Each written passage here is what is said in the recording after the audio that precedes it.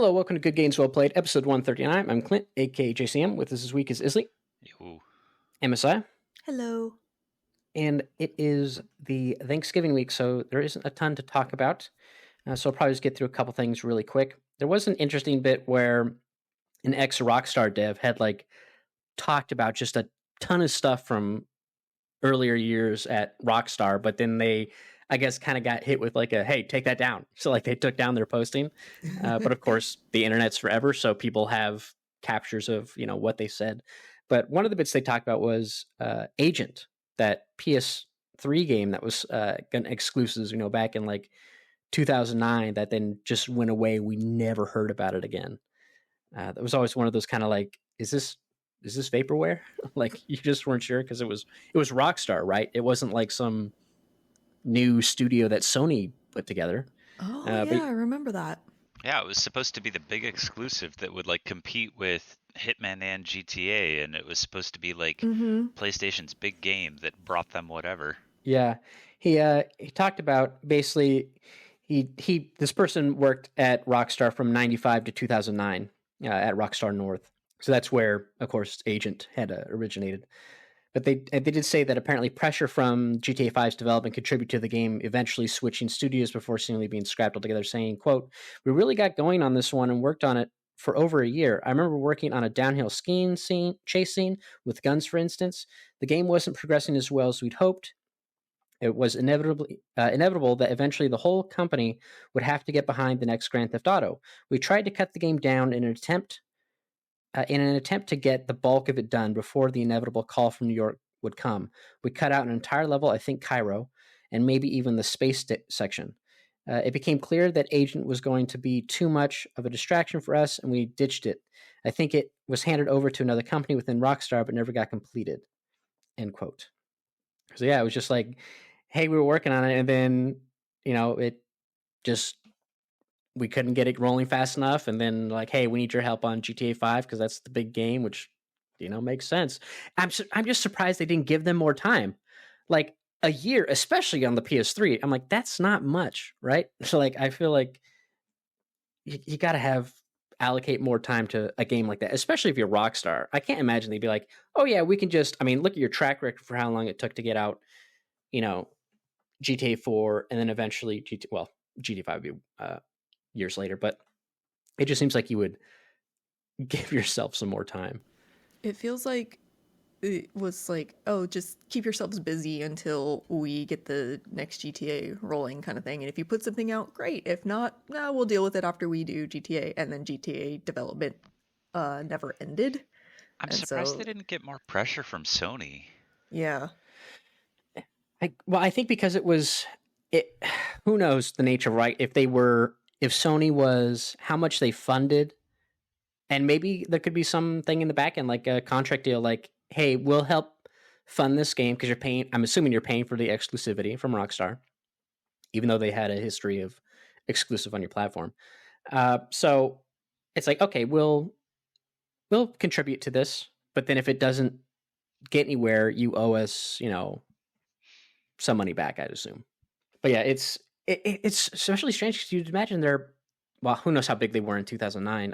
GTA 4, yeah, was big. I'd imagine they'd have a lot of folks, especially if they got, the two different sites. But even within Sony itself, because I'm thinking about the inverse of it, right? With Santa Monica Studios, and when they scrapped their project, that one project they were working on, and then it's okay, well, because that project got scrapped, Cory Barlog and your team working on the next God of War, you have to do it faster, where they were originally going to give them much more time.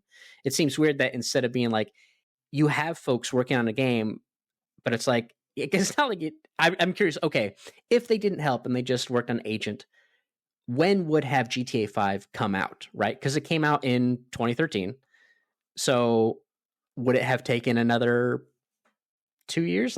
I'm really curious. It's okay, how beneficial was it to get them right away in, to help work on GTA 5? Well, apparently very, since they've done nothing since. Yeah, it's an all hands on deck thing, it seems like.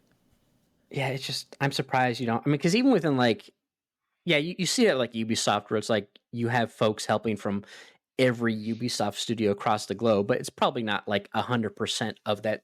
Each of those studios helping out. It's usually like you have the main one working on the AC game, and then you have help from other folks. Probably so at least your work, because they're across the globe, you have like a 24-hour development cycle where it's constantly being worked on, versus just a 9 to 5 kind of window and crunch, no doubt. But yeah, it was kind of surprising to see that. But yeah, it's just gone. So it was just an interesting read. There's a lot of other stuff, but I didn't really focus too much on it. I just thought the Asian one was curious. And then we also have another big update for Cult of the Lamb coming out in early 2024 called Sins of the Flesh. They had one a while ago, which I haven't gone back and played yet, where you kind of go back and there's like another god comes in and you have to deal with that. I wanted to give it a try because I really enjoyed Cult of the Lamb. They did some changes to the what do they call it? Like the village sim stuff. I believe there's some changes there as well, but I definitely want to check that out. But yeah, this will come out in early 2024. It's just another major free update they're given. There's no huge details on it. It's just that they've been working on the update. So if you liked what they did previously, then you'll probably enjoy this, especially because again, it's a free update. Might as well check it out. And then the last thing I saw is that apparently there's a new Subnautica game due out in 2025, according to Krafton. So Krafton is, of course, the company who owns, they own PUBG, and now they're also the owner of the Subnautica developers, Unknown Worlds Entertainment. They bought them in 2021. It was mentioned in a financial report. They said that the next Subnautica game is targeting a 1H25, meaning the first half of 2025. So, I mean, that seems about right, because Below Zero came out in what, 2021? Yeah. It's been a while. Yeah, so it's been a while. So 2025 seemed, I mean, a little far out. I'd mentioned it would have been 2024, but who knows, how big that team is. But I'm excited because I like the Subnautica series. So I look forward to another one. Yeah, Subnautica's great. I'd definitely play another one. I thought Below Zero wasn't as strong as the first one, and I would definitely like, I don't know, if they stick with the Subnautica formula, I would definitely enjoy them kind of fixing some of the issues that Below Zero had. Yeah, I feel like they could find a nice middle ground, because the one thing I don't like when I go back and play the original, even though I do like the original more over Below Zero, even though I still like Below Zero a lot, is that I don't like the resources being so spread out. That is the one thing I did like about Below Zero, is that it was denser. And I also like some of the newer mechanics they had, like the O2 plants and the O2 fish that you could just get auction back from. I liked a lot of the stuff in Below Zero. I did like that it was dense. I did like that. I liked that it was dense. I liked the changes they made to that, like habitat building and construction.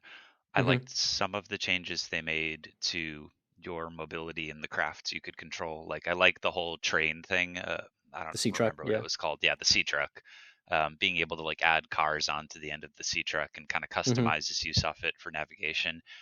I mean, the big complaint about it that I think everyone probably had is like, I didn't like how they implemented the above ground stuff, and the above ground stuff just wasn't nearly as interesting as the like ocean elements. So there were a lot of parts of it where I was just kind of like, I don't know, I really liked going super deep into the ocean and dealing with all of that, but everything else when you had to go above ground is just kind of like, it's fine. It feels like a less polished survivor game when you have to go above ground. Yeah, it's interesting because like in the first one, I like going above ground with the story stuff when you're on the one island without the artifact and the gun on it. Like once I get to that one, I'm like running around the architecture, alien architecture, and like going through the building. Like, okay, this is just a long walk. I get it. I got to walk through it, whatever. But I like the other bit where I'm tracking the data logs of the folks who set up shop on top of the hill, and you get all the new stuff. All the outside plants are there that just have great, they're just a super resource for food, because you can just munch on those seeds and they give you so much. But yeah, it's I liked the outside stuff in Below Zero. I wish it was a little more compact. Like the sections where you're on your you're essentially you're a speeder bike, and you got the one like tentacle coming out of the ground attacking you, Half-Life style.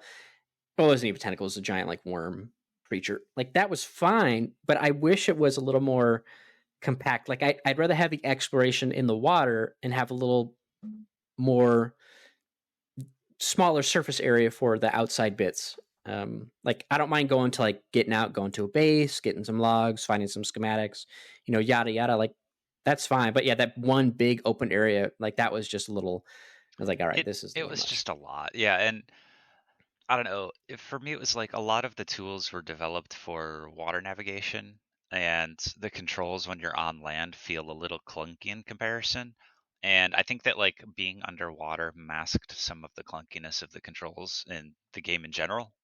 Like, I don't think the controls are horrible, just that when you're underwater, it feels more like it's part of the game. When you're above on land and it still kind of controls the exact same way as when you're like floating underwater, you kind of go, huh, well, these aren't great now.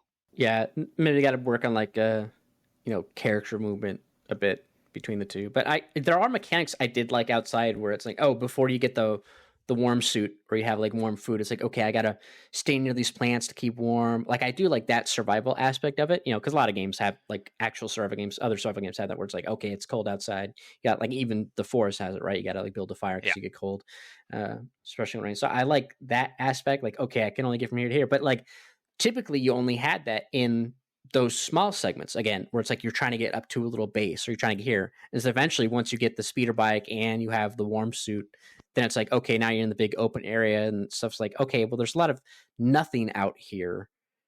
I feel like you could just get rid of that and just have this nice little like go to shore, walk 100 feet, there's a base you can explore, and you don't necessarily need all that because even like in the first one, like exploring the aurora is like one of my least favorite bits. Like, okay, I got to run through here. Okay, Yeah, yeah, it's not great. yeah. It's like, all right, and here we go. Go down here, get Oh, this, blah blah.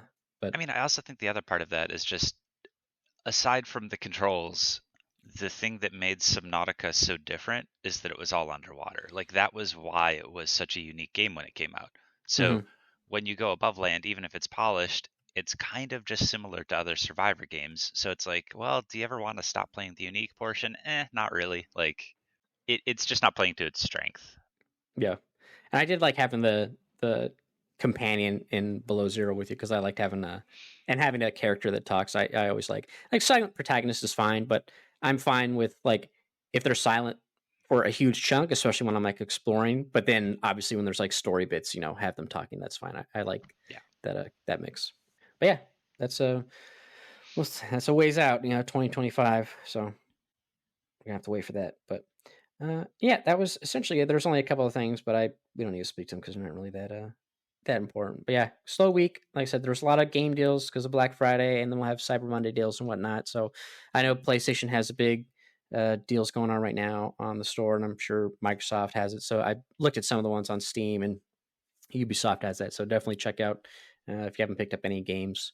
I know they have like PlayStation Plus Black Friday and Cyber Monday deals, but typically the ones when they do that, it's only for people who are new to PlayStation Plus. At least the huge discounts they do, which That's is what it is this year still. The 30% yeah, discount is only people that are new, which is kind of a bummer. yeah, it's Though that I always guess I'm like, come otherwise on, man. everyone would just renew around Thanksgiving. They would just always wait for that. Yeah, exactly. They'd be like, okay, just buy the year and then here you go. But yeah, lots of stuff like Mortal Kombat 1's on sale, 30% off. FF16 is 40% off. Horizon Forbidden West, well, that's part of PS Plus Extra, but if you don't have it for some reason, that's 40% off. And then Jedi Survivor is 40% off as well. I'll probably end up picking that one up. And this deal goes until when do these deals end? I'm trying to look here. The deals end on the 27th. So you have, well, by the time it hit this post, that'll be the last day.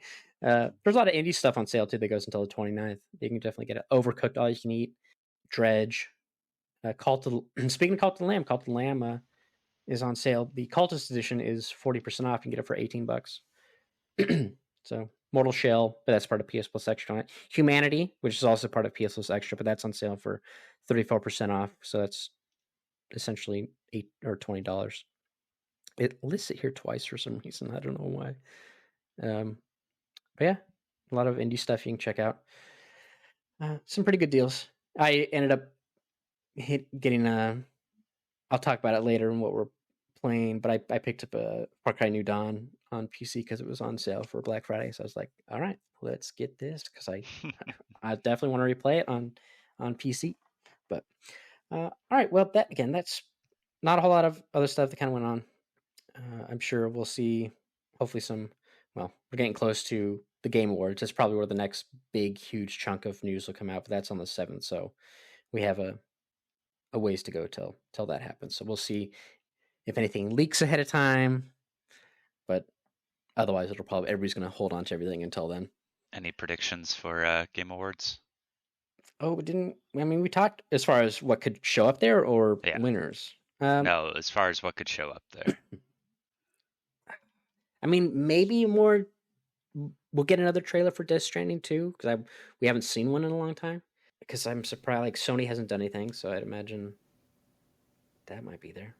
I think a lot of people are anticipating the new Grand Theft Auto because Rockstar said that they were going to show something in December. So that would be a big get for Keighley. I can't actually think of too many games that are out now that have sequels coming or that we expect sequels to that haven't been announced yet. Yeah, I don't know. I feel like it could be a lot of indie stuff, maybe. Yeah, because I don't know. Maybe the next game from Joseph Fares, perhaps. I could see that potentially being there. Love Silk Song. That's always my anticipation. Silk Song would be fun. Yeah. What are you looking forward to seeing, Silk Song? That's it. God, do we know what's going on with that? Have they announced anything about that game? Not that I'm aware of. I don't follow it super closely though, because I am really just waiting for like the big "this is when it's coming out" announcement.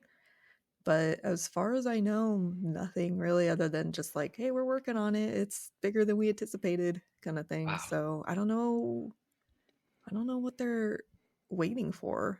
I got really confused because I went to the Silk Song Reddit the other day and there are a bunch of people discussing like how to beat bosses and things. And I'm like, is there some like cracked version of this game that's out that I wasn't aware of? It's like a Half-Life 2 situation. It's just people like desperate for any kind of content, so they go to Silk Song to talk about Hollow Knight.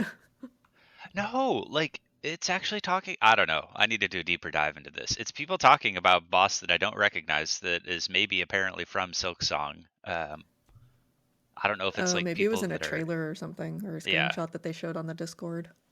But I'm like, I know this game isn't out, so what are you guys getting this from?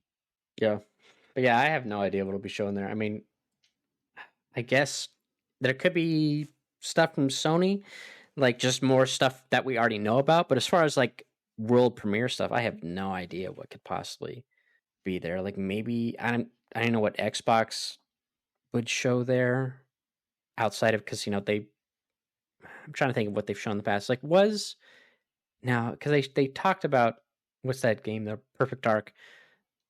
That was at an Xbox event. That wasn't at the Game Awards.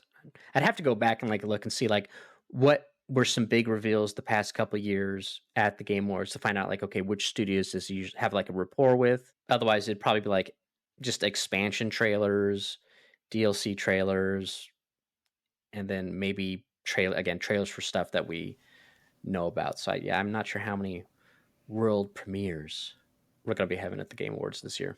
I know I'm pretty biased, but I wouldn't be mad at like a Honkai Star Rail like big version update because they're coming up on us supposedly going to a new like huge area, new world kind of thing. So if that's coming soon, I'd love to see that because I want to know. Yeah, and I want to know when my space D-Luke is going to be available to pull because I'm saving up my jades for that. So that would be good. Yeah, maybe something from Capcom, perhaps. Like if they're working on, I don't know what they would show there. But yeah, because they showed Final Fantasy at the game opening night live, so he doesn't have that trailer. So unless they have another one, I don't know. Who knows? I'm bad at speculating because we don't really know of a lot of like there are a lot of games in the pipeline, but I feel like we won't see Wolverine there. Like all the big stuff from Sony, they're going to show at their events, and they probably only show follow-up trailers at the Game Awards. But Yeah. Well, like I said, there's no easy games that I can think of that are like when we knew Spider-Man 2 was coming. Like after Spider-Man and Miles Morales and the timing lined up and we knew, they were working on a game, Spider-Man 2 made sense. I feel like we're hitting the point where a lot of current ongoing series don't have sequels lined up that are kind of like obvious. Um, for various reasons, like Horizon, for example. We don't really know when or if another game is coming. We kind of assume one would come, but they haven't really talked about anything like that yet. And I don't know if it even makes sense at the moment for it. So, yeah, I'm curious. I hope they announce something. Probably not yeah, a Sony exclusive, but like something. yeah. Let's see. So last year, we had that Hellboy Web of Word was revealed. Among Us Hide and Seek, Street Fighter 6 release date, Hades 2 was announced. Judas from Ken Levine was announced. That was a big one. The Bayonetta Origins was announced, was debuted there. The Earthblade from the Celeste creator was shown off. Obviously Death Stranding 2 was debuted there. We had Tekken 8 gameplay, Diablo 4 release date. Let's see, Crash Team Rumble was shown. The Cyberpunk 2077 DLC was teased, but that says teaser 2, so maybe it was just a follow-up trailer. Armored Core Fires of Rubicon was announced. The release date for FF16 was there. So there was a lot of release dates, a lot of indie darlings showing off their next stuff, and then some other surprises. So yeah, I'm sure we'll probably just get more. There's no fighting games in the works right now, so I don't think so. They're all out, so there won't be any like character reveals from anything. So maybe another Death Stranding trailer. If there's another little surprise from Nintendo, perhaps. Maybe more Judas from Ken Levine, because aside from that one trailer, we haven't seen anything else from that. Yeah, so who knows? It's like not because it's kind of a mixed bag because it's not as big as Opening Night Live. I feel like, but usually that's because you have just a wider range stuff because that's the purpose of the show. So yeah, it'll be interesting to see what they have at the Game Awards this year. All right, well, we can go ahead and move on from that to what we've been playing. We'll go ahead and start with you, Zaya. I saw you're playing Moonrise. I'm going to get this right. You're playing Talia right now. Honkai, Moonrise, No, Star. no, because I can't say Moonrise Tower. 14. It's Moonrise Kingdom? No. Moonrise Island? Closer. Moonrise Garden Party. Shit. Garden Party. No, Moonstone Island. Moonstone Island. I see. Where did you get Garden Party from? I'm just because she likes garden. Zaya likes garden games. And I'm like, okay, maybe it's like Mario Party, but I was just making up something, man. There's no game that's named that. I couldn't think. I keep the moon. Every time it's Moonstone, I always think of Moonrise Tower. That's why I kept saying Moonrise. Yeah. No, yeah. I've just been playing that a little bit. I'm pretty much to the end of the game. I tried to beat the final boss to kind of finish the main conflict story kind of thing. I don't know. There's like several different side stories that are kind of going on with it, but that boss is a lot of bullshit. So I've basically just been kind of treating it like a farming game at this point. I do a little bit of the dungeons, but I'm almost done with the dungeons and just kind of picking away at it. But I'm kind of at the point where I'm just like cycling days in order to get crops to level up my spirits, because I kind of have the spirits that I want to do the final fight with.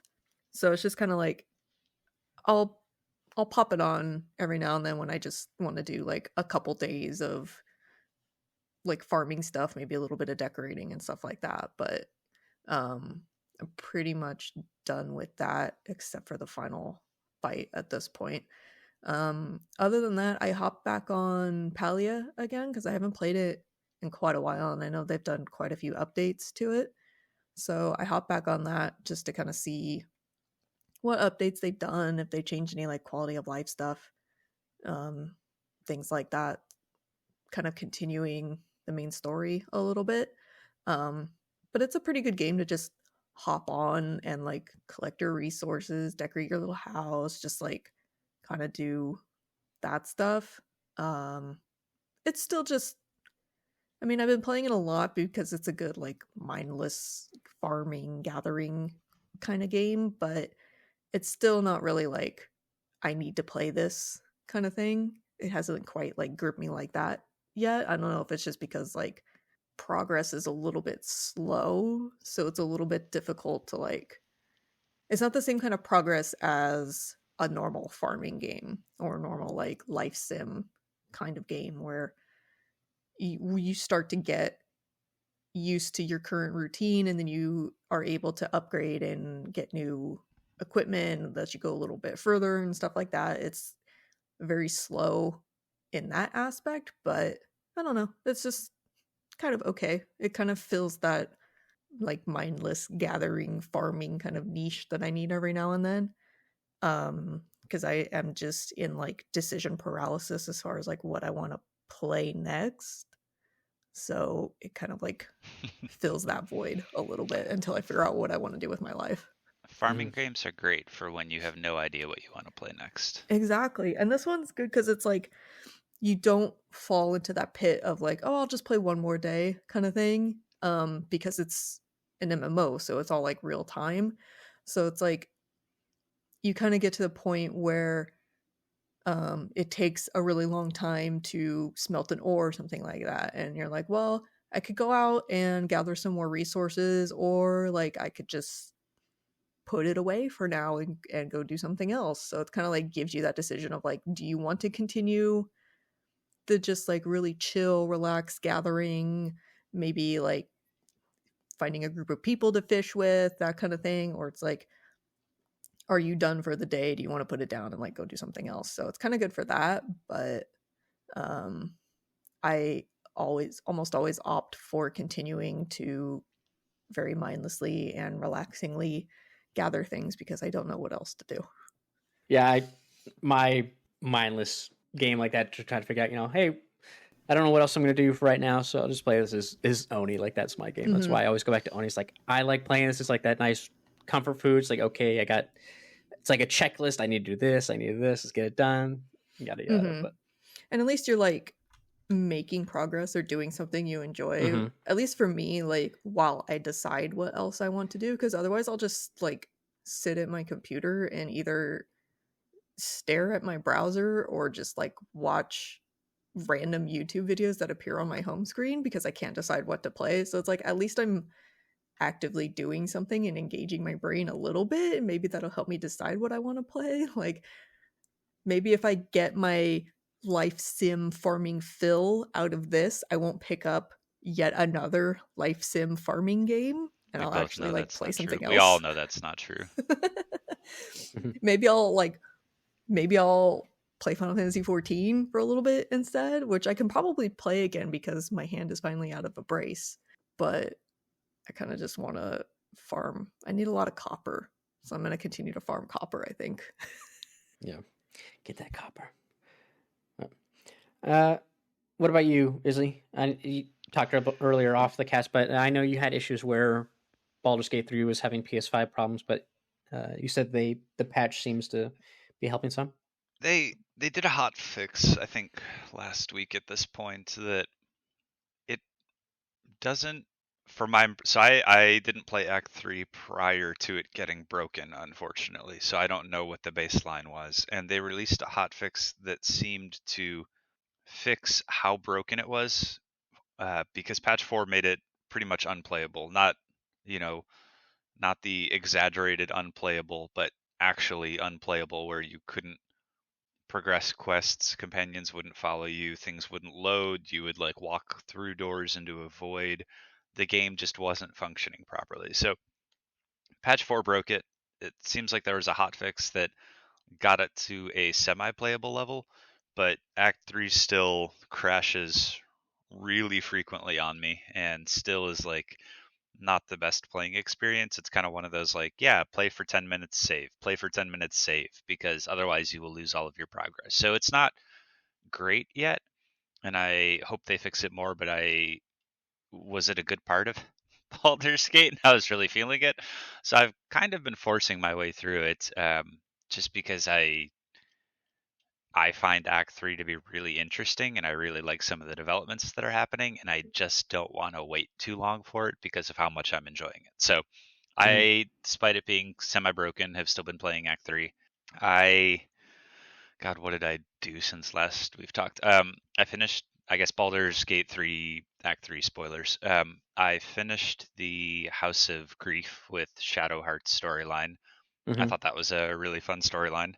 Um, got to the end of it. I had Shadowheart. Well, I didn't have her kill her parents, but she chose to kill her parents as the end of the like resolution in the House of Grief. The Mother Superior fight that comes at the end of that was pretty fun. I kind of lucked into a good positioning because the game lagged so much that my companions didn't follow me into the room when I started the conversation with Mother Superior, so they were all at the top of the stairs. And then when you get ambushed by like 30 people to start that fight, I had really high initiative, so I was just like, well, I guess I'll just teleport back to my party. So I dimension doored back to my party, dropped a wall of fire that just ran up the length of stairs, and the AI is, we'll say, a little bit dumb. They just like slowly run through the wall of fire and kill themselves. So the fight itself wasn't super challenging, but it was pretty cool. But I did like the whole concept of like the House of Grief and Shar and how all of that resolved itself. I thought that was really fun. So I did that. I gained access to the House of Hope, though I haven't. So I know I'm supposed to steal the Orphic Hammer in there. I haven't stolen it yet. I've just been stealing everything else in the House of Hope, which doesn't seem to aggro people. And there's some like really powerful items in there. I did the Mystic Carrion quest where you find the Mummy Lord, um, the Mummy Lord in Thrumbo. That was pretty funny.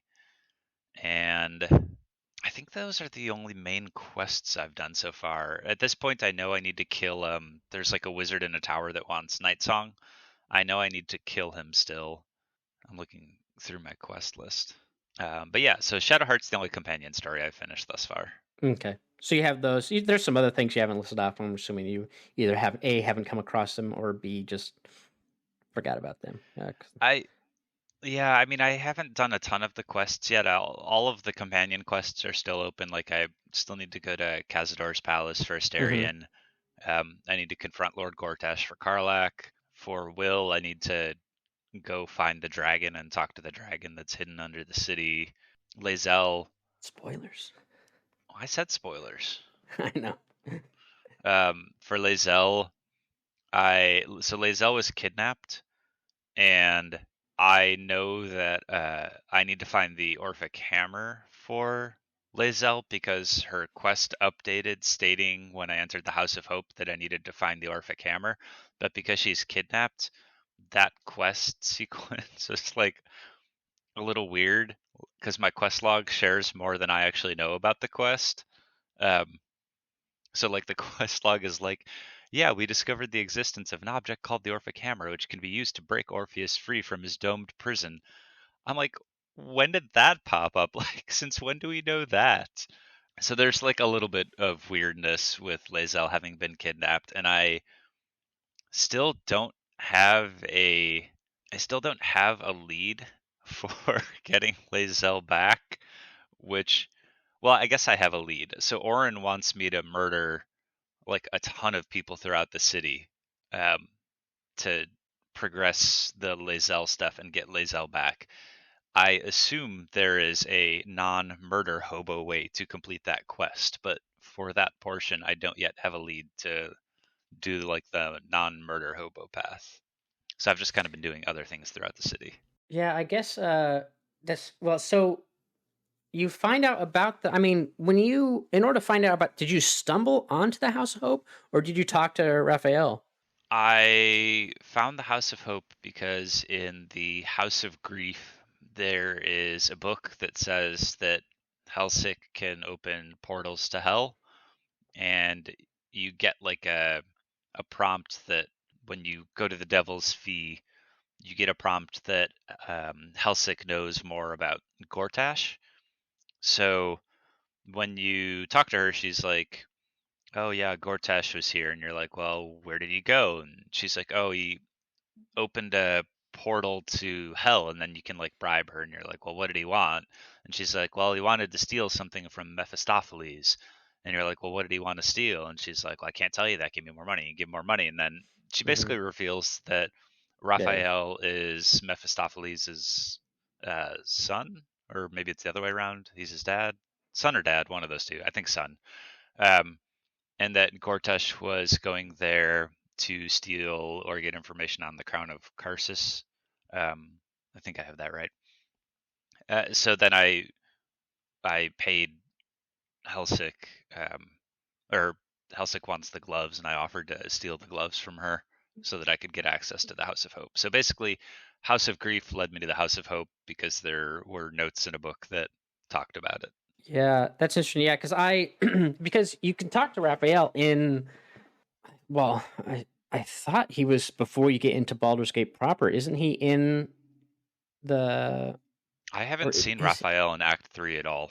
So did you not go? Because yeah, if you go into when you get to Worms Crossing, you go into the bar, and there's like this I think it's the bartender. Someone tells you like, "Hey, someone's looking for you. They're upstairs," and it's him, and he's talking to what's the other Githyanki's name? The one who doesn't like the Ketheric Voss. Ketheric Voss. Yeah, he's talking to Ketheric Voss, and they're I having. Yeah, I haven't done that quest yet because Worms Crossing is so broken that I can't do quests in Worms Crossing. Yeah. See, so I guess I found it an alternative way specifically because I was trying to avoid Worms Crossing. Yeah, so that's probably why they do that then, because they're like, okay, if you discovered an area but you didn't hit any of the triggers along the way that we put out for you, then we're just going to tell you exactly what this thing is because you should have known at that point. So that's probably why it tells you like, here's all the stuff. Yeah, because if you go talk to Raphael, he's talking to Kitheric Voss, and Kitheric Voss is like, I need your help, yada yada, to like he's talking about something, and then like you walk in the conversation, and then Raphael talks to you, and he says he wants the crown of Karsus, and he tells you like, oh, I can help you free Orpheus as well. Like there's I have, and that's the deal. I'll give you the hammer to free Orpheus if you give me the crown of Karsus. Right. At blah blah. But you can say no. Of course, if Lysel's you should be like, you should do this, yada yada. But it's like you can just say no, and then you find a way to, and it's like there must be another way to sneak into the house or to get this thing. Yeah. And then you go and you get that information from what's her face? You get it from her, and then you bribe her, yada yada. And so that's how I did it. So yeah. I mean, I guess it's good that if you miss all the clues and just run straight towards something, it's like, okay, we'll just tell you everything about it because you skipped over a couple steps, which is like, it makes in sense. One way, but well, so okay, here's it kind of makes sense, but also like the problem is I like doing the quests with the people that are appropriate to them, so I've avoided doing Githyanki quests while Lae'zel is kidnapped. Lae'zel got kidnapped before I found whatever that bar is called. It's like this Shurus Kurus or like something like that. Mm-hmm. So I had no interest in doing the Ketheric Voss portion without Lae'zel because I thought Lae'zel would be interesting to it. But I have no freaking idea how to find Lae'zel yet, aside from murdering everybody in Baldur's Gate. I assume I will stumble across something at some point that makes me go like, oh yeah, this makes sense. Now I know how to get her back. But that hasn't happened yet. So at the moment, I'm just kind of trying to explore and I guess find my way and find other things. It's interesting that you're saying that Orin wants you to kill everybody or kill like a bunch of people. That didn't happen for me. Yeah, like, I encountered her on my end, but she didn't tell me like, hey, you need to do this. So I'm wondering if it was just dialogue choices. Yeah, let me see what the quest actually is. Yeah, so Orin gave me a bunch of murder targets in order to essentially prove myself to Ball. Right. And, yeah. Basically, so Gortash talks to you, and Gortash is like, Yeah, I know. He wants you to you kill Orin, and then Mhm. Orin's counterpoint is like, you do this to kill Gortesh, and we'll kill Right. Gortesh together. So it's like Yeah. side with Gortesh or Orin. This was the Orin portion. Right. But she also loops that into like, I've kidnapped Lae'zel, or I've kidnapped one of your companions, therefore do this and you'll get them back and then we'll talk. Okay. Yeah. See, I think because you skip stuff in Worms Crossing, that I think that's why, because you're having problems there. That's why I think if you ignore another quest, she offers you to do this thing. Yeah, because on my end, I guess light spoilers for, because you're already on the back end of it, so you can't get it from this way anyways, I'd assume. Is I came across there's a church in Worms Crossing, and someone was murdered there. And like you talk and you want to investigate the murder. I was there for a different quest. I had the laughing amulet from the forge, and that took me there, and I had to go there anyways. So it's like, oh, there's a murder, and then I try to investigate the murder, and through the investigation, I find out that like they just blame it on a refugee. Like a priest was murdered. They say a refugee did it, and you like find out, okay, clearly it wasn't a refugee, but someone murdered the priest, and then you through that quest you stumble onto a murder plot that a bunch of people are targets, and they do give you the option of, oh, we could, if we wanted, we could kill these people to get to, as the sacrifice, to sneak our way to get to Orin, or we could warn them about the murder plot. And you kind of like go through this investigation, yada yada, and then it was actually a really fun bit, because it was like, this person gets murdered, and they were murdered by, some, again, because you're on the other end of it, so you probably won't. I don't know how the game will present it to you, but I actually already did that murder quest, but I didn't. When I found that list of like people talking about murders, it didn't trigger Orin in any capacity. No, I'm just wondering. Well, yeah, it won't trigger Orin, but as you find out about the murder cult going on there, but then she never propositioned me to murder anybody, because I stopped those murders. I saved everyone. So I'm wondering, like, if she wants you to kill like the same people, or I don't know how it would be. Like, I'm just trying to guess like why it would be different, because she didn't she made the proposition for, hey, you should stop him, and I'll help you get it. Like, they both do that. Yeah. But she never said, hey, you should kill a bunch of people to me. So I'm just trying to figure out like why.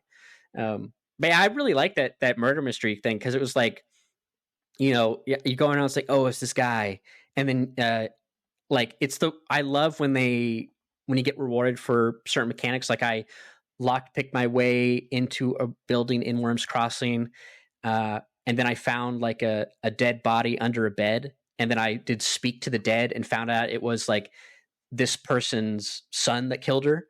And then you tell like someone else, like, hey, so and so's dead over in that building, and yada yada, and then now who you're looking for. And then you go. I just love that bit, because like you could have just totally missed that if you didn't pass certain checks and whatnot, or forgot about speak to the dead. Which I often do forget about speak to the dead. Yeah. Did you talk? Did you talk to the gnomes, or did you not talk to them because you're trying to stay out of Worms Crossing? I haven't talked to the gnomes yet. Okay. Yeah. Don't even know what that's about. So. Well, you had the one guy you had through your whole playthrough, because you're being a murder hobo, but you're kind of playing a good run still, right? I mean, you have people who would be gone otherwise. Which one guy? I assume you mean Barkus, the guy, or the dude that was Wilbrin, I guess, the one that was attached to the windmill in Act 1. Oh, that's Barkus. No, Barkus stopped okay. showing up for me. Oh. So well, I already looked this one up because I was curious about it. So Barkus was supposed to be a vendor in Act 2, but on PS5 there's a bug that when you save Barkus from the Grimforge, if you talk to him with your main character, he won't show up for you anymore. You have to talk to him with one of your other characters in order to invite him to camp to get him to show up. So Barkus is essentially gone from the game for me, despite me having followed the storyline correctly. Oh, dang.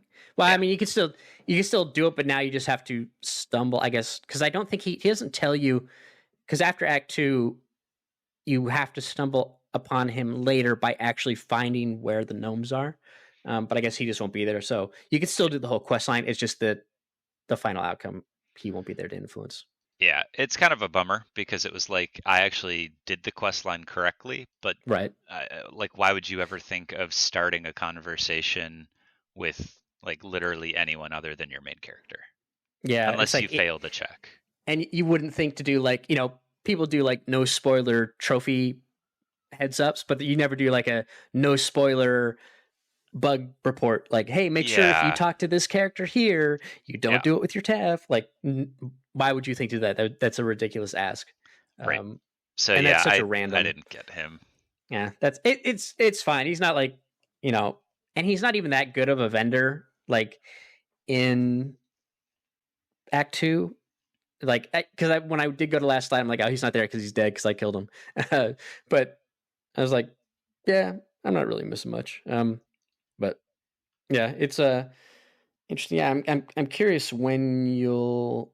I guess because I don't know. Did you finish the murder plot? Like talk to everybody, the little elephant guy and the other Um, person.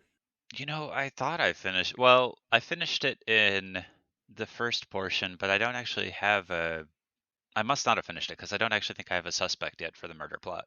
Mm, But okay. now I'm like blanking out because I'm like I swore I finished it and I can't remember how it was resolved because I don't remember ever actually coming across anybody that murdered everybody. Yeah, because I feel like that quest is what led me to figuring out how to get to Orin to save my companion. God, why do I need to? I'm going back through I my think, quest anyways. log now. Do you remember what the quest was called? Nah, no, probably murder mystery or something. Okay. I have no idea. Just look for quests in Worms Crossing or whatever the town is, because it's not actually in Worms Crossing. It's in the area right before it, Rivington or whatever. But yeah, that's interesting. Yeah, I haven't played too much more Baldur's Gate. I've been kind of busy, and then I was just watching a bunch of Blue Eye Samurai the past couple of days. So I and those are like 45 minutes each. So I watched all those episodes earlier this week, so I didn't have too much time there. I did. I think I don't know if I talked about it in the last episode, but I did recruit Minthara. I had Minthara in my party.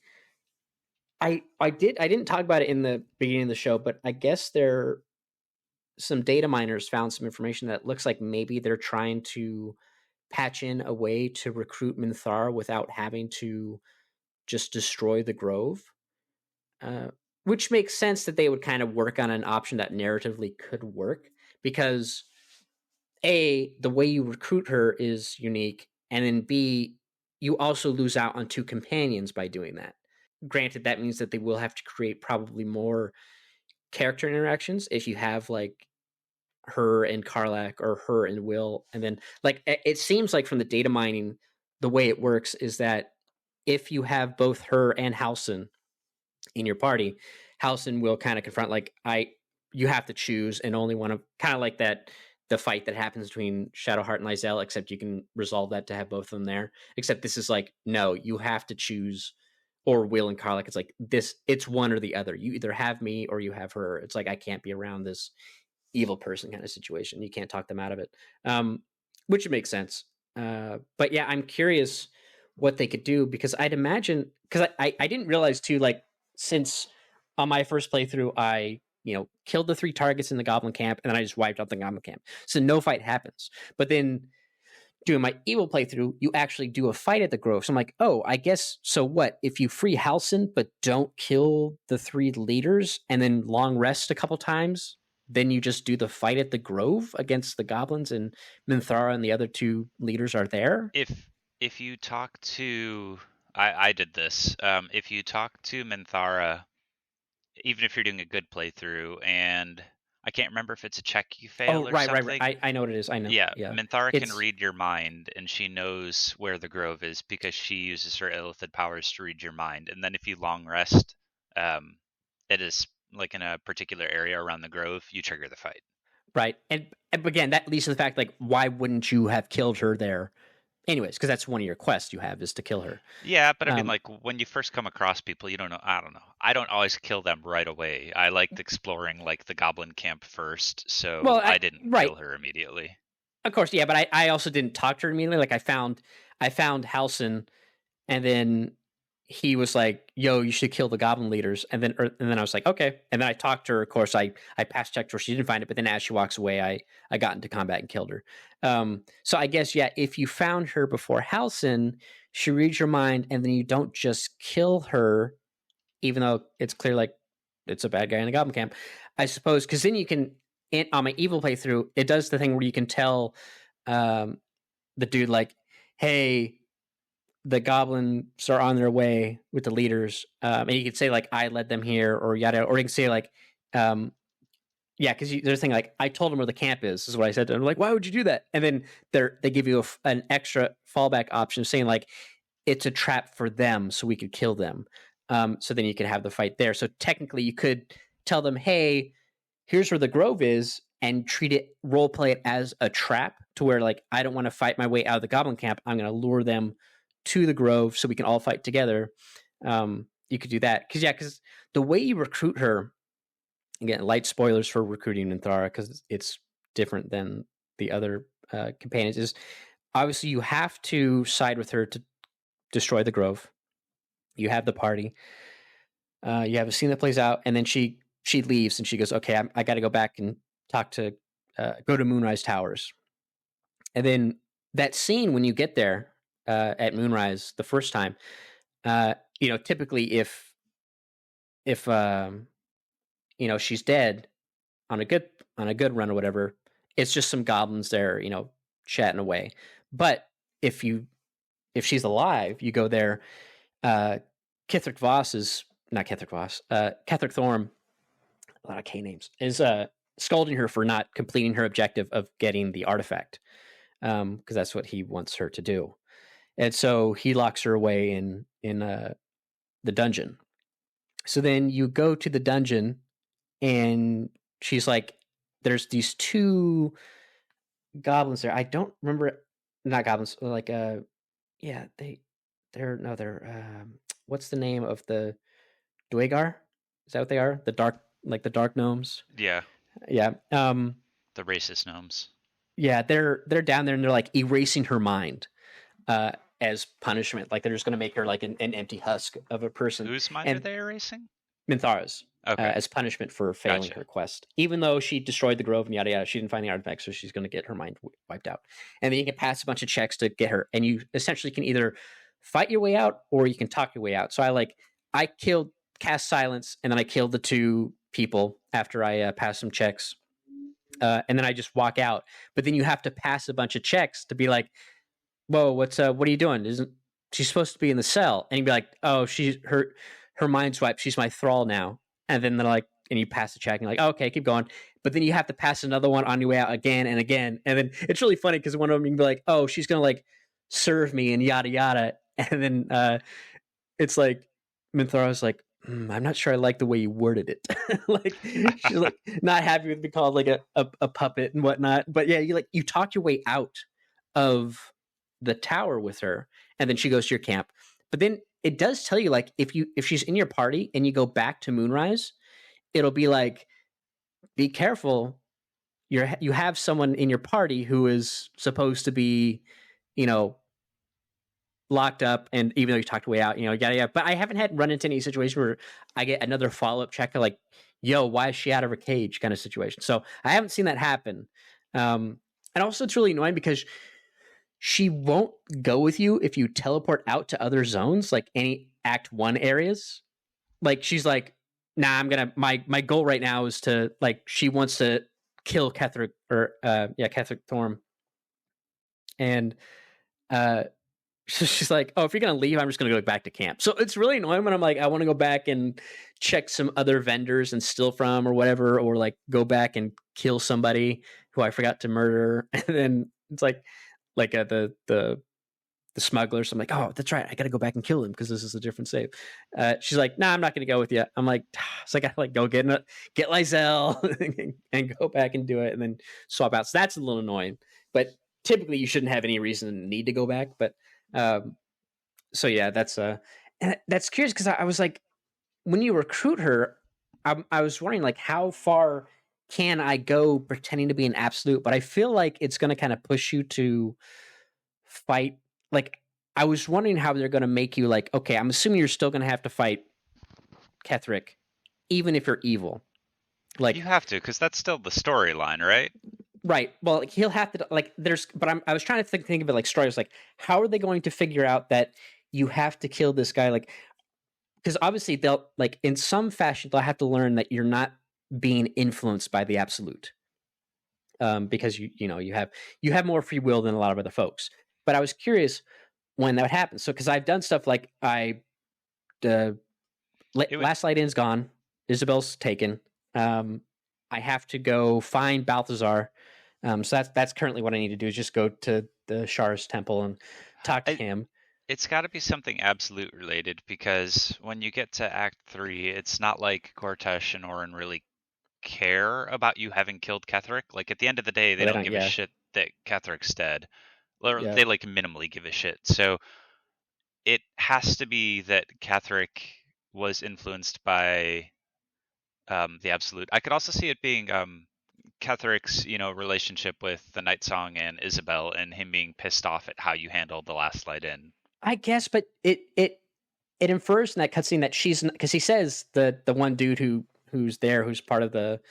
That was also interesting too, because going into Last Light In, I didn't have the like, if you go through the south, where like the northernmost entrance from the forge, you run across the Harpers, who you can't fight. Like, even like when I first went through, like I was like, okay, let's see what happens if I go through here. It's like you can't choose to fight them in the dialogue options. It's like no matter what happens, even if you're saying like evil stuff or like mean things, the shadows come and they're on your side. Now I'm sure, yeah, you could obviously turn on them, but they got the yellow names. And like, so we kill the shadows and like, okay, so then if you go to Last Light In, it's like they're saying, oh, she's good.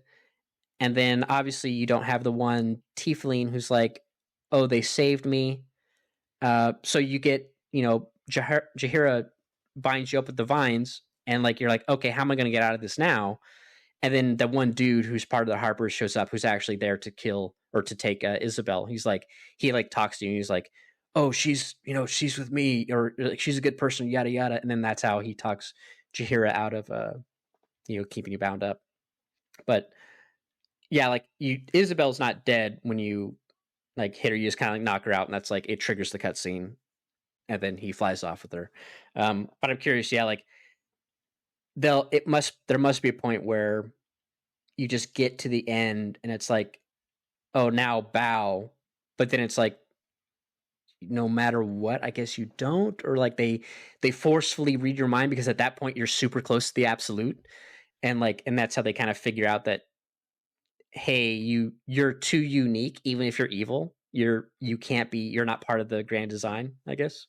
That must be how it plays out. Yeah, because when Minthara joins, she's like, oh, I must kill Ketherick Voss now. I'm like, okay, well, that's if I keep you. But I'm curious, like, where does the story push me if I just try to be evil all the way through? Like, how does it make it to where I have to fight him? Like, I want to know that bit. I just got to get there. Got to go back and play the game again. Yeah, I know. I got to go back in and play and get in there.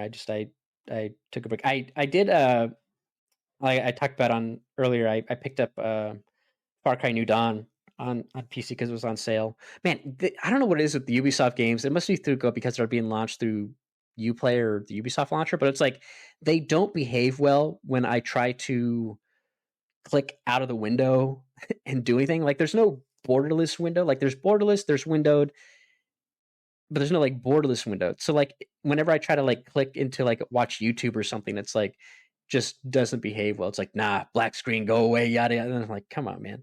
But if I play like, Baldur's Gate or Diablo, it's like back when I was playing Diablo, it's like it's no problem. Or like Oni. I'm like, I can play Oni and click out the screen, no issue, and do whatever.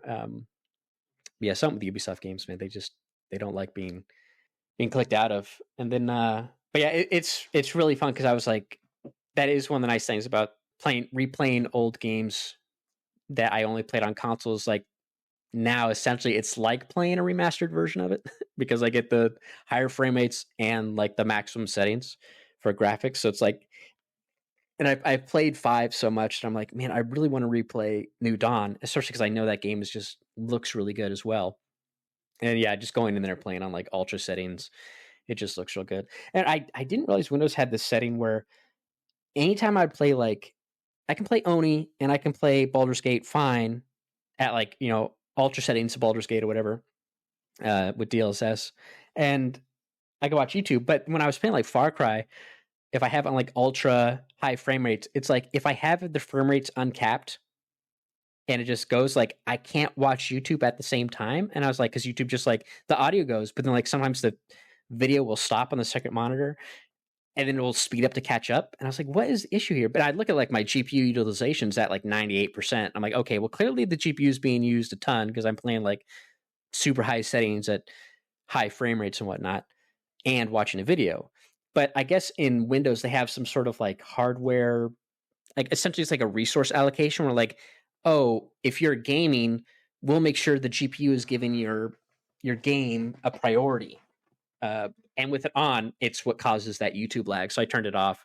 And it's one of those dumb settings where it's like, you got to restart your computer if you turn this setting on or off. And I'm like, okay, whatever. So I turned that off, and now it's like when you do anything in Windows.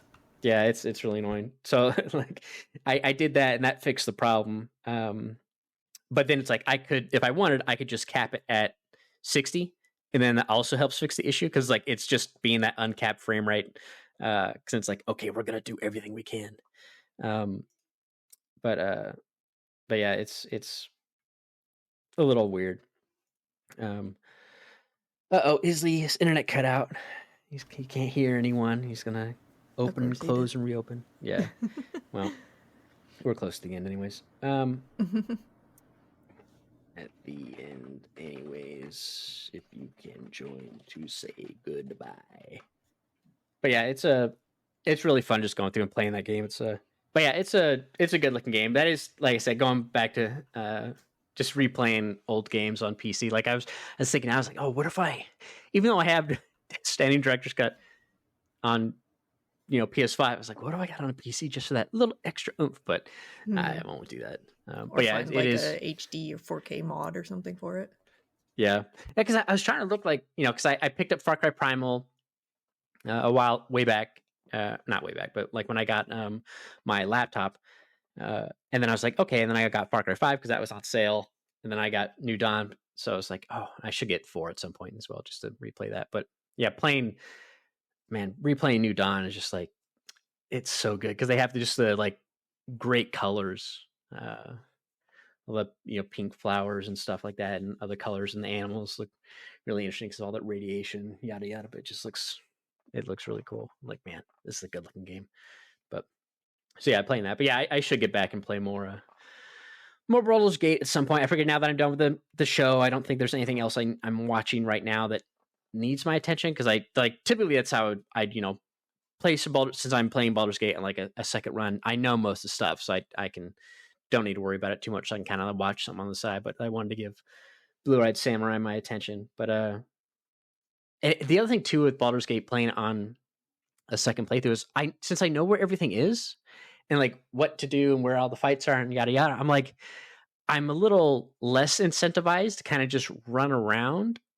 So I feel like I'm worried now that like, but am I screwing myself over by just quickly running here, or should I kind of run around, clear the shroud, get into little bits of combat? Like obviously, getting into combat would help because get more XP and level up quicker.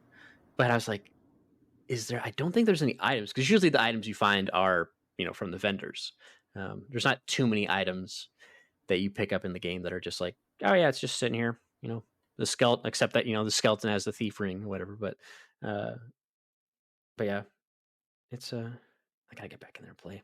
Just I'm like I know I'm like, oh, I gotta do this and yada yada. I got the whole Gauntlet of Shar section. I still have more of the Grove to run around. I'm like, what's gonna happen with that little shadow boy in the Shadowlands? Like, am I just gonna play hide and seek with him and then nothing gets resolved? I'm like, I guess, or maybe I can kill him. I don't know, but maybe I could just murder him. Yeah.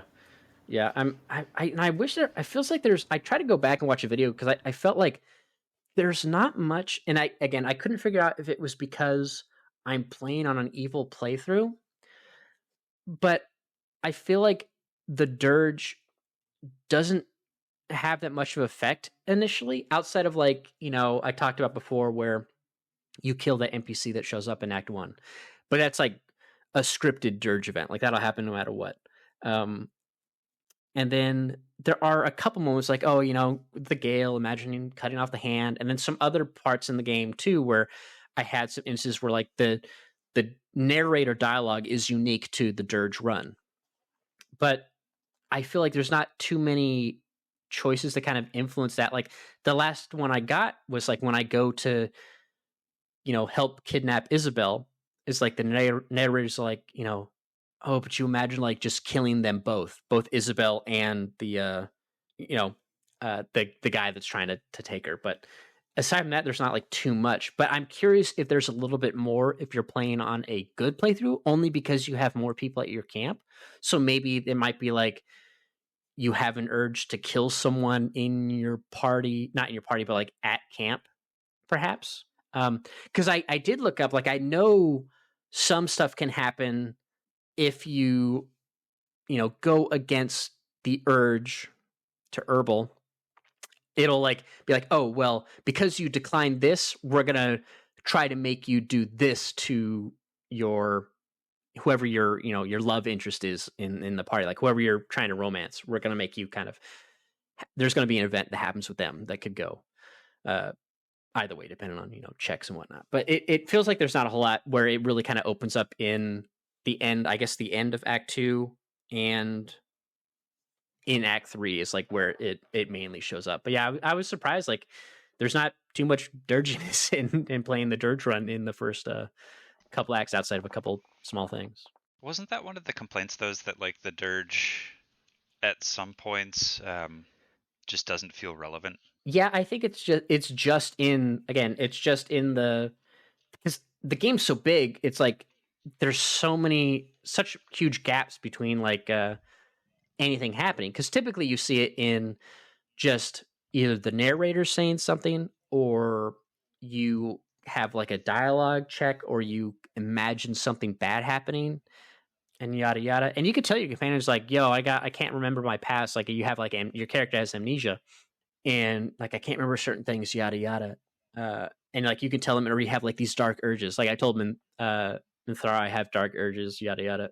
And it's like, you don't have to tell them, but like you can tell them, like, okay. But like as far as your personal quest, like it doesn't really pick up much in, like, there's, aside from that one major killing that you can't avoid, which is why I'm curious if you play Dirge on a good playthrough, if that's the better option, because you have more companions, more opportunities for maybe you to kill someone in the middle of the night or something like that. But yeah, I also found out, like, I guess there's other ways, like, we talk about how if you're evil, you lose Karlach, you lose Will, if you destroy the grove, whatever. Like they just bounce. I also found out, like, if you do the Gauntlet of Shar without Shadowheart, she just bounces. Like she gets really mad. If you don't go to the Kresh, I think before you get to Moonrise Tower, like Lizelle will just leave, because she gets mad that you didn't do that. So I was like, wow, I didn't know that. Like you have party members who are like, if you don't do things that are, even if they're not in your party. That makes sense, because Gale leaves if you don't feed him items. Like if you just kind of put him in camp and ignore him, he leaves. Yeah, he just leaves you a note that's like, "Hey, I bounced." Well, that makes sense for him, because he's like, he has a problem he has to deal with. Like, it's not safe for people probably, and he has you don't want him eating your boots while you're gone or something like that. But like I mean, the Char one kind of makes sense too. Of like if you don't bring Shadowheart to the one place she wants to go in life. Yeah. Someone put it like, imagine like you have a friend who really wants to go to Disneyland, but then you take an entirely different group who doesn't really care, and then when you're done, you burn it down. Like that's what it's like. And then I thought that was really funny. Kind of. Yeah. But yeah, I just never, because again, they don't leave even if they're not in your party, but you just, well, except for Shadowheart, but like Lizelle, I don't think will leave. I don't know if she leaves if you go to the Kresh without her. Like I took her as a way to get into the Kresh, even though I could have just, disguised self as Githyanki. But yeah, I guess like even if you go, because there's other things you can do where it's like, because Asterion, well, I took him with me there, but like if you don't talk to Raphael with him in Act 2, it's not like he leaves. But I am also curious about like, because I looked up like, okay, what happens with Asterion if you give him up in Act 1? And like, oh, this happens now, yada yada, and I'm really curious how that plays out, if it makes certain things more difficult in fights later, a fight later on. But I don't know if I could do that. Like, hey, see you later, Asterion. But yeah, just interesting ways for people to bounce from your party. But yeah, I'll be really curious if they do patch in that Minthara way to recruit her on a good playthrough. Because again, if I guess the way you do it is you either you knock her out, and instead of kill her, you just knock her out. Then like you kill the goblins, everyone lives, so she's still alive. So my assumption would be that you go to the tower and she's there because she goes to report on what happened, I suppose. Or if you knock her out when they attack the grove, then she report on her failures because she's such a loyalist. And then they lock her up, and then you can break her out just out of an act of kindness, I guess. I don't know. Like if that's how they'll do it. Yeah, it's interesting too. Like I guess with Nier, I guess you can talk him out of being allies with the Absolute. Like you can make him question his stance, which I have no idea how you do that. I feel like I had great rolls on everything and wasn't able to convince him of anything. It's certain options, and I think it's only after you have to help him. You kill everyone. All the gnomes are dead. You let him do that. You kill the other Dwagar who are there, and it's just you and him. And then you make some specific dialogue choices. But it seemed almost like it seemed like a recruiting method. Like, oh, it's this is how you recruit him. Like if he maybe at one point he was a companion for like an evil playthrough, but now he isn't anymore. Not that I necessarily would want him because he seems like kind of a douchebag, but I don't know if maybe they fleshed him out enough. They could have turned me around. But yeah, it was interesting. I look forward to getting back in there. I just gotta find some time to do it because I got too busy today to get back in there. But we'll see. Yeah, and hopefully, maybe they'll patch it to where Worms Crossing won't be so bad for you. I know. I feel like I need to go back and try to like just see what I can do there and see if I can at least like trigger some quests or something. Maybe just save a bunch. Yeah. But, all right. Well, we'll go ahead and wrap it up there. So thank you all for tuning in and listening. Thank you, Isli. Thank you, Zai, for joining. Yep. And we'll see you all next time. Later.